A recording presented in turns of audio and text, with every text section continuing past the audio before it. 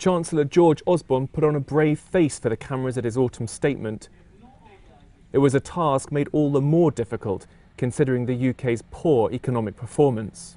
The economy is in a much worse state than the government thought in March. Not much worse than independent forecasters, but growth will be slower this year, next year, and all the way into the forecasting horizon. That means higher borrowing. It means that George Osborne is going to miss one of his key fiscal rules, his public finance rules, to get the share of debt in national income falling by 2015-16.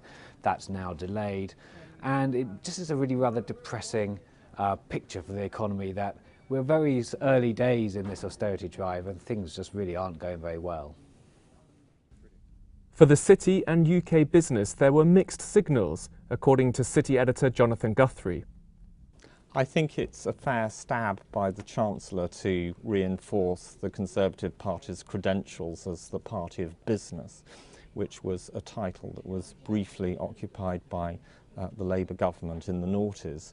The standout thing for me is the decrease in corporation tax to 21% in 2014, which is ahead of where we expected to be.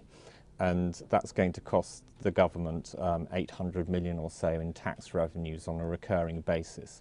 It puts headline corporation tax, which is what people tend to be interested in a lot of the time, well below international competitors. But the Chancellor gives with one hand and takes away with the other.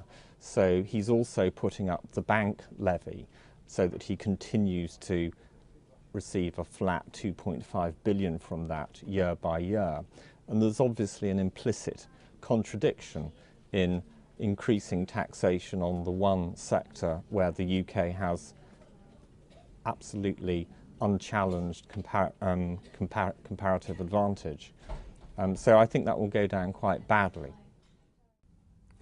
The UK may be sharpening its competitive edge, but what about the man on the street?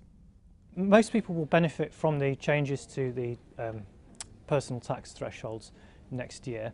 The rates of national insurance contributions are not changing, but the upper and the lower earnings limits probably will do. That's buried in the detail of the statement. So I think it will make, there are lots of things in there that will make people a little better off, or that are quite high profile. So for instance, he put off the 3p fuel duty move that was scheduled for January. I think overall though, it was a statement where there was quite a lot for the people in the middle and the people towards the bottom, and not a great deal really for those at the top.